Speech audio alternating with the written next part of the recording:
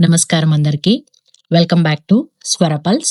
ఇక్కడ ప్రతి స్టోరీని ఫ్యాక్ట్స్‌తో మాట్లాడుకుందాం. నిజం అదే మన style. So let's begin. So ఈరోజు టాపిక్ వినగానే చాలా మందికి షాక్‌గా అనిపిస్తుంది. సో రీసెంట్‌గా మోడీ గారు హైదరాబాద్‌లో ఒక స్పీచ్ ఇచ్చారు. అండ్ ఆ స్పీచ్‌లో ఆయన మనకి డైరెక్ట్‌లీ 7 థింగ్స్ చేయమని చెప్పారు. లైక్ గోల్డ్ కొనకండి, ఇంటర్నేషనల్ ట్రావెల్ వద్దు, అండ్ ప్రైవేట్ వెహికల్స్ తక్కువగా వాడండి. సో దీన్ని వింటే ఎవరికైనా అరే ఏంట్రా ఇది అనిపిస్తుంది. కానీ గాయ్స్, సో దీని వెనుక రియల్ రీజన్ అర్థమైతే సో మనకి ఒక క్లారిటీ వచ్చేస్తది. సో దాన్ని మనం టుడే చాలా హానెస్ట్‌గా, సింపుల్‌గా మాట్లాడుకుందాం. So let's go. So first వరల్డ్‌లో ఏం జరుగుతుందో చూసేద్దాం.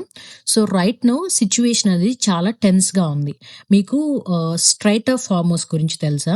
సో స్ట్రైట్ ఆఫ్ హార్మోస్ అంటే మిడిల్ ఈస్ట్‌లో ఒక చిన్న సీ రూట్. దాని విడ్త్ చూస్తే కేవలం 33 కిలోమీటర్స్ మాత్రమే. కానీ దాని ఇంపార్టెన్స్ చూస్తే వరల్డ్‌లో ట్రాన్స్‌పోర్ట్ అయ్యే ఆయిల్‌లో దాదాపు 20% ఆ రూట్ ద్వారానే వస్తుంది. ఇరాన్ మరియు ఆ రీజన్‌లో టెన్షన్స్ వల్ల సో ఆ రూట్‌లో సీరియస్‌గా ప్రాబ్లమ్స్ వస్తున్నాయి. మరియు దీనివల్ల గ్లోబల్లీ ఆయిల్ ప్రైసెస్ చాలా అన్‌స్టేబుల్‌గా ఉన్నాయి. అండ్ ఇది ఇండియాకి డైరెక్ట్‌గా ఇంపాక్ట్ చేస్తుంది. ఎందుకంటే మనం చాలా ఆయిల్ ఇంపోర్ట్ చేసుకుంటాము. ఓకే.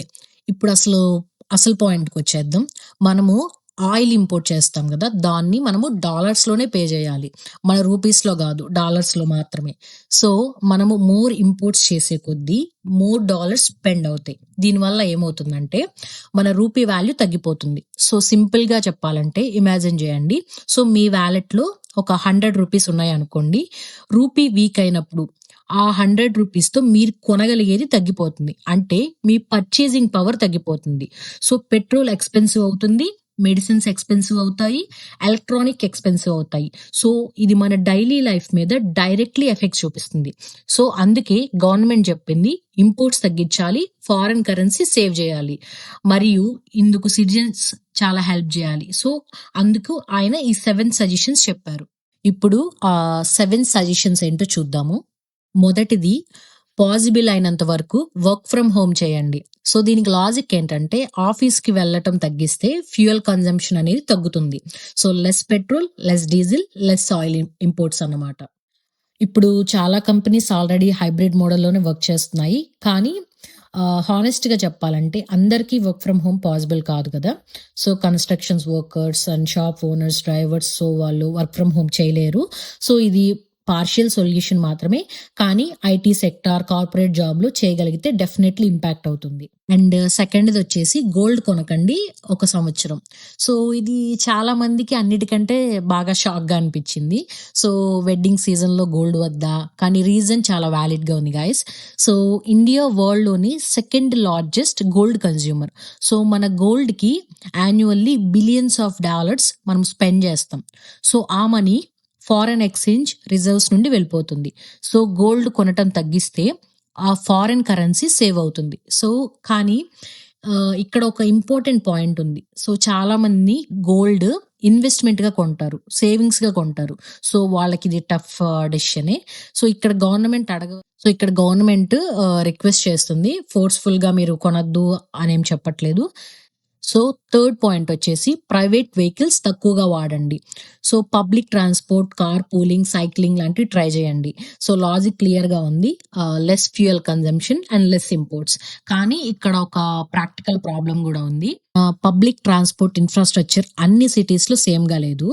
మెట్రో ఉన్న సిటీస్‌లో ఓకే. కానీ స్మాల్ టౌన్స్‌లో గానీ బస్ సర్వీస్ రిలయబుల్‌గా లేకపోతే సో పీపుల్స్ ఆబ్వియస్‌లీ కార్ గానీ వాళ్ళ పర్సనల్ వెహికల్స్‌లోనే వెళ్ళాలి. సో ఇది కేవలం సిటిజన్స్ మాత్రమే చేయాల్సిన పని కాదు. గవర్నమెంట్ కూడా బెటర్ పబ్లిక్ ట్రాన్స్‌పోర్ట్ ప్రొవైడ్ చేయగలగాలి. ఫోర్త్ వన్ వచ్చేసి కుకింగ్ ఆయిల్ తగ్గించండి. ఇది వినగానే నాకు కొంచెం ఫన్నీగా అనిపిచ్చింది హానెస్ట్‌లీ. సో కుకింగ్ ఆయిల్ తగ్గించండి అంటే కానీ రీజన్ వాలిడ్‌గా ఉంది. So India annually palm oil చాలా ఇంపోర్ట్ చేస్తుంది. మెయిన్‌లీ ఇండోనేషియా నుండి, మలేషియా నుండి. సో దానికి కూడా ఫారిన్ కరెన్సీ స్పెండ్ అవుతుంది. సో మనం వాడకం తగ్గిస్తే ఇంపోర్ట్స్ తగ్గుతాయి. ప్లస్ హెల్త్ పర్స్‌పెక్టివ్ నుండి కూడా less oil is always better అనుకోండి.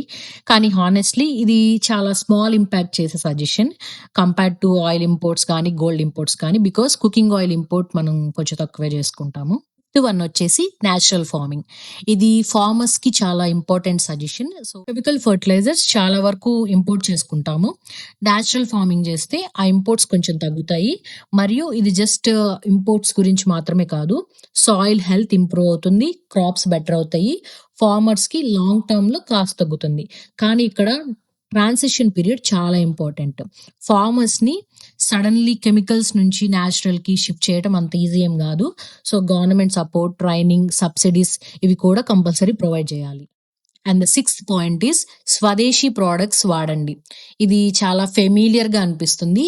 Vocal for local, make in India. So same concept అనమాట. ఇండియన్ బ్రాండ్స్ ఫస్ట్ ప్రిఫర్ చేయండి ఫారెన్ బ్రాండ్స్ కంటే. దీనివల్ల ఇంపోర్ట్స్ తగ్గుతాయి. ఇండియన్ బిజినెస్ గ్రో అవుతుంది. జాబ్స్ క్రియేట్ అవుతాయి. కానీ ఇక్కడ ఒక honest question, Indian products quality wise foreign ప్రొడక్ట్స్‌తో కంపీట్ చేయగలుగుతున్నాయా? కొన్ని సెక్టార్స్‌లో యెస్. కానీ కొన్ని సెక్టార్స్‌లో స్టిల్ గ్యాప్ ఉంది. సో గవర్నమెంట్ కూడా రెస్పాన్సిబిలిటీ ఉంది. ఇండియా మ్యానుఫ్యాక్చర్‌ని సపోర్ట్ చేసి క్వాలిటీ ఇంప్రూవ్ చేయండి. సో గవర్నమెంట్ కూడా ఇక్కడ రెస్పాన్సిబిలిటీ ఉంది. ఇండియన్ మ్యానుఫ్యాక్చరింగ్ సెక్టార్‌ని సపోర్ట్ చేయాలి. క్వాలిటీ ఇంప్రూవ్ చేయించడం. లాస్ట్ పాయింట్, ఇంటర్నేషనల్ ట్రావెల్ తగ్గించండి. సో లాస్ట్ సజెషన్, ఒక సంవత్సరం ఇంటర్నేషనల్ ట్రావెల్ అవాయిడ్ చేయండి. సో ఫారెన్స్‌కి వెళ్తే హోటల్స్, షాపింగ్, ఎక్స్‌పీరియన్సెస్ సో అన్నీ ఫారెన్ కరెన్సీలో స్పెండ్ అవుతాయి.